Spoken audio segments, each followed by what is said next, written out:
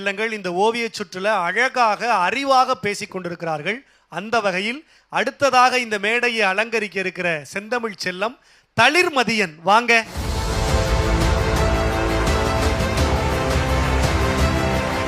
வணக்கம் தளிர்மதியன். வணக்கம் ஐயா. இந்த சுற்று ஓவிய சுற்று, அதுக்கு நீங்க ஒரு அழகான ஒரு ஓவியத்தை தேர்வு பண்ணி எடுத்துட்டு வந்திருக்கீங்க. உங்க அப்பாவே ஒரு நல்ல ஓவியர் அப்படின்னு எங்க எல்லாருக்கும் தெரியும். அதனால இந்த சுற்றுல தளிர்மதியன் மிக சிறப்பாக ஒரு உரையை வழங்குவார் அப்படிங்கிறதுல மாற்று கருத்தே இல்லை. இந்த ஓவியம் குறித்து தளிர்மதியன் இன்னும் சிறப்பாக பேச ஒரு உற்சாகமான கைத்தட்டல் கொடுங்க. வாழ்த்துக்கள். நன்றிங்க ஐயா.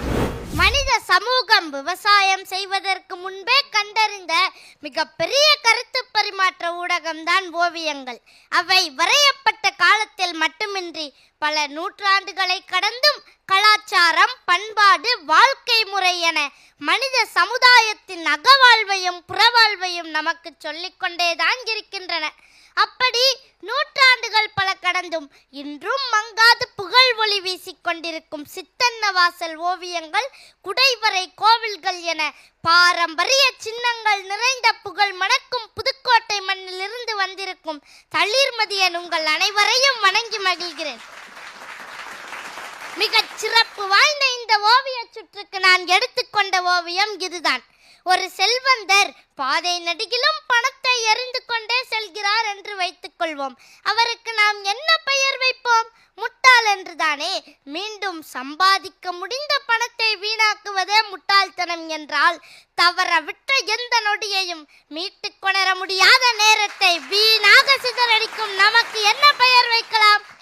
ஓடுகின்ற ஆற்றில் ஒரு முறை மிதித்த நீரில் மீண்டும் ஒரு முறை கால் நனைக்க முடியாது என்பார்கள். அப்படிப்பட்டதுதானே நேரமும். இயற்கை எப்போதும் நம்மிடம் பாரபட்சமற்ற சமநிலையை தான் பேணுகிறது. நாம் எல்லோர் கையிலும் ஒரு நாளைக்கு 24 மணி நேரங்கள், அதாவது 1440 நிமிடங்கள், அதாவது 86,400 வினாடிகள் தான் இருக்கின்றன. அவை நிச்சயம் கரையத்தான் செய்யும். இப்படி கரைகின்ற ஒவ்வொரு நொடித்துளியும் தேன் துளியாக தித்திப்பது நம் கையில் தான் இருக்கிறது. சில திரைக்காட்சிகளில் பார்த்திருப்போம், சுழலும் பூமி உருண்டை சுழலாமல் நிற்கும். பறவைகள் பறப்பதற்கு சிறகை விரித்தபடியேயும், விலங்குகள் ஓடுவதற்கு காலை தூக்கியபடியேயும், கடல் அலைகள் பாறையில் மோதி சிதறியபடியும் அப்படியே நிற்கும். இப்படி பூமியின் இயக்கத்தை ஒரு நொடி கூட யாராலும் நிறுத்த முடியாது என்பதும் நமக்கு நன்கு தெரியும். இப்படிப்பட்ட நேரத்தை நாம் எவ்வளவு சிக்கனமாக செலவு செய்ய வேண்டும்? இதை பற்றி நான் சிந்திக்கும் போது கணியன் பூங்குன்றனார் எழுதிய நீர்வழி படுவும் புனை போல என்ற வரிதான் என் நினைவுக்கு வருகிறது. ஆம், ஆற்று நீரில் மிதந்து செல்லும் தெப்பம் போல நேரத்தின் போக்கிலேயே நம் வேலைகளை திட்டமிடவும் நாம் பழகிக் கொள்ள வேண்டும்.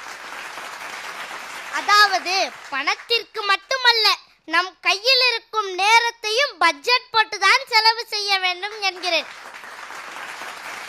ஞாலம் கருதினும் கைகூடும், காலம் கருதி இடத்தார் செய்யின் என்று வள்ளுவர் கூட உரிய காலத்தில் உரிய வேலையை செய்து முடித்தால் இந்த உலகையே வசப்படுத்தலாம் என்கிறார். சரி, நேர பட்ஜெட் எப்படி போடுவது? இதோ சொல்கிறேன், நன்றாக கவனித்துக் கொள்ளுங்கள். முதலில் ஒரு நாளில் நீங்கள் செய்ய வேண்டிய வேலைகளை முழுமையாக பட்டியலிடுங்கள். பின் அதை 4ஆக வகைப்படுத்த வேண்டும். முதல் வகை முக்கியமானது மற்றும் அவசரமானது.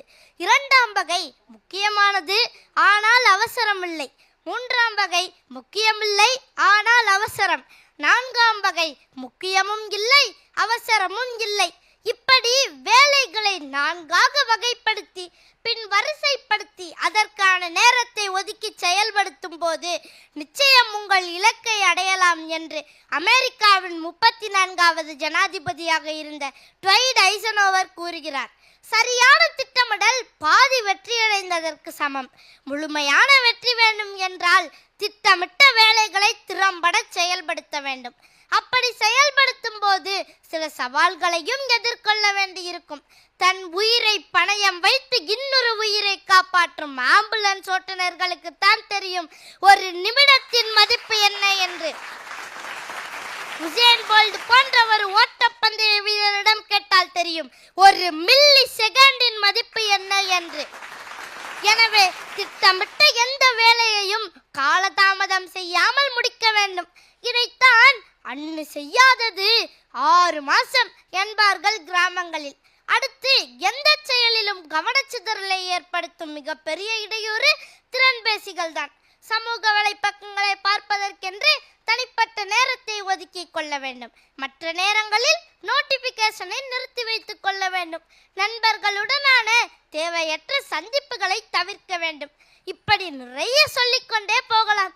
இறுதியாக ஒன்றை சொல்கிறேன், நேரத்தை வீணாக்கும் போது கடிகாரத்தை பார், ஓடுவது முள்ளல்ல உன் வாழ்க்கை என்கிறார் சுவாமி விவேகானந்தர்.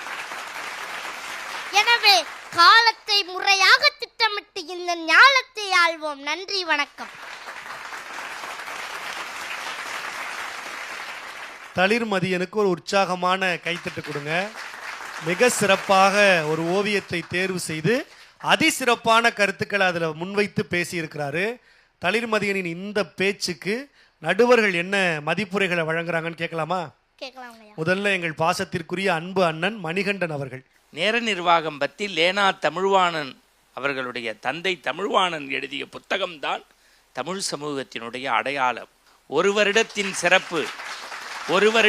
சிறப்பு தேர்வில் தோற்று போனவரிடம் கேட்டு பாருங்கள்.